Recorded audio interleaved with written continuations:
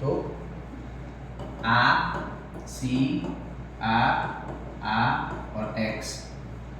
इस कार्बन को चेक करो कितने से अटैच है, 3 से अटैच है, इसलिए कौन सा हो जाएगा, tertiary. Example CH3, C, CH3, CH3 और Cl। तो इस कार्बन के ऊपर फोकस करना है, ये कितने से अटैच है, तो तीनों कार्बन से अटैच है, इसलिए टर्शरी हो जाएगा। Okay, suppose C2H5, C, CH3, CH3 and Cl।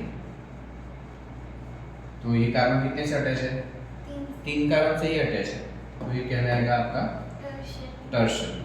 Suppose CH3, CH2, CH2, C, CH3, CH3 and Cl, कौन सा कहलाएगा ये, टर्शरी।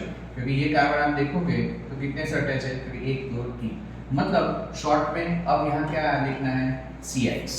देखो आप CX, जहाँ जहाँ CCl CX आया मतलब कि वो क्या हो जाएगा आपका टर्शरी अल्काइल हैलाइड। ओके, करो।